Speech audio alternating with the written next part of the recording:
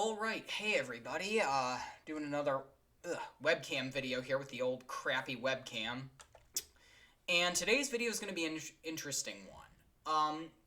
The next two videos that I'm going to release, sorry about that, are going to be kind of interesting. Ones that you guys would not normally expect me to release, okay? Let me start off by saying this. I recently found some footage that I knew I had and didn't know where it was. It's on this giant, like, 2 terabyte hard drive worth of stuff. Okay, so what it is, basically, some of you may have heard me talk about this. I had a great uncle, my grandmother's brother, who died in January of 2017. He was a very interesting guy. I'll go into him more later, but I basically found some footage. Long story short, he was a hoarder, and my father and aunt went to his apartment in Akron, Ohio, a couple days after he died to go and sort through it and keep some stuff, okay? So let me tell you about him. I'm not going to tell you his name, but I will say he was born in either 1949 or 1950. I think he was born in 1950. I don't know when his birthday was, but it was some point in 1950, okay? He is 4 years younger than my grandmother, who's still alive, and he never really had a lot of money. He didn't go to college. He spent a good number of years of his life driving for Meals on Wheels, delivering food to sick people. And he did a lot of pot and smoked a lot of cigarettes, and so he didn't really have a lot of money. Now, what he did do with his money was his two loves in life, and he was never married. His two loves in life were music and photography. And you're going to see in the apartment video, his entire built-in dining room china cabinet was filled with records, probably well over 1,000 of them. Sadly, my dad sold off most of them before I got really into collecting records, which is sad because a lot of what he liked was blues, rock, and some metal. Pink Floyd, Fleetwood Mac, Led Zeppelin, what else? Chuck Berry, Buddy Holly, the Beatles, probably some Beatles. Stuff like that. He was very into the 60s and the 70s music, and he had a lot of records for me. He probably had duplicates of multiple. I do have one of his in my box right there, and that, I don't remember which one it is. I could probably look, but it would take me a minute. And what that is the record that was sitting on his turntable when my dad and aunt went to clean out the apartment. So we presume that was the last one he listened to before he went to the hospital. He died, I think, of pneumonia, it was. So we kept that one kind of as... That's all he did in his free time was listen to music. He loved music. His other hobby was photography. I actually have, and I don't... Oh, 1 minute, actually. I actually have his old camera right here. Open it.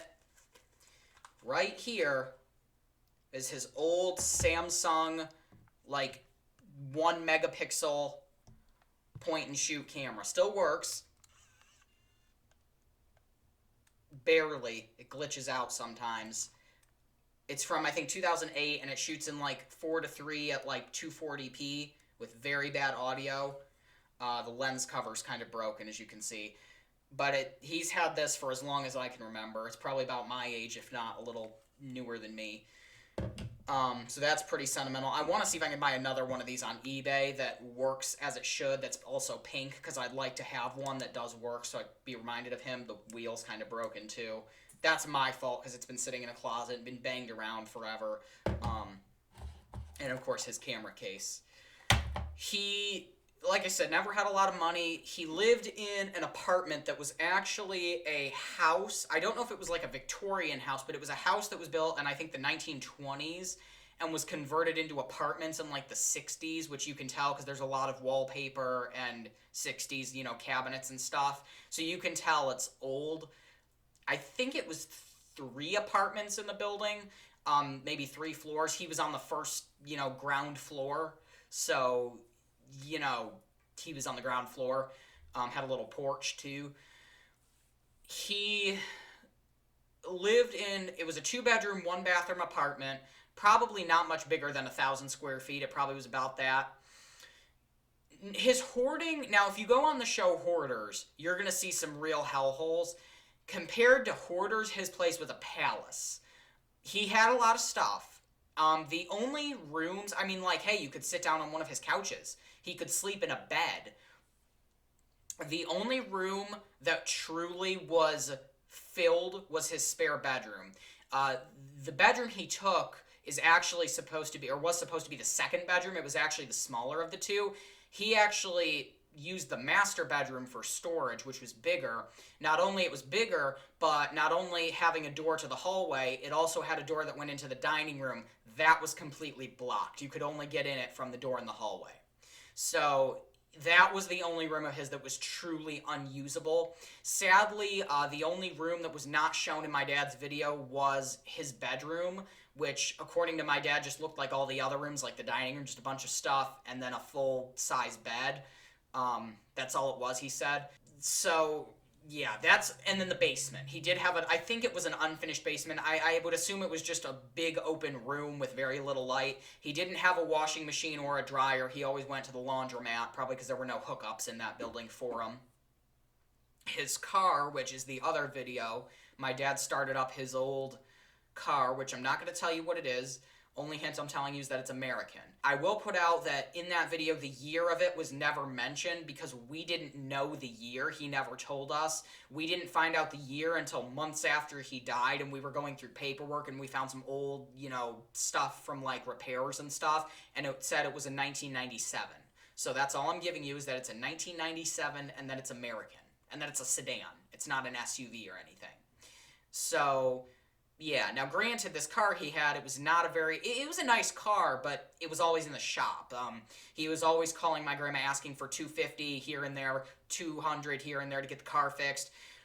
These keychains right here are from Red Top Body Shop in Akron, Ohio, I think it is. Dunsha Road. He has 4 or 5 of these. One is here. We found a bunch in his apartment, and he had one that was actually on his car keychain, which you'll see in the video. I actually have. I'll bring it to you. Okay, I got some memorabilia to show you.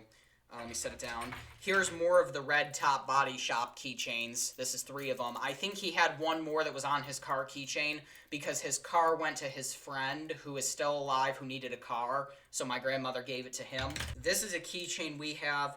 I'm going to cover his name, or his last name at least. You guys can see his first name. His name was Irvin. As you can see, it says 90 Subaru, but then crossed out and says Toyota with some phone numbers that probably should be blurred.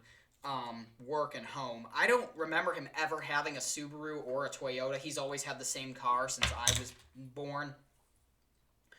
My dad said that he's had a lot of Volkswagen Beetles. He had 2 or 3 of the original ones from the 60s. This is a picture of him when he was younger, probably in his 30s, with one of his past cars right there.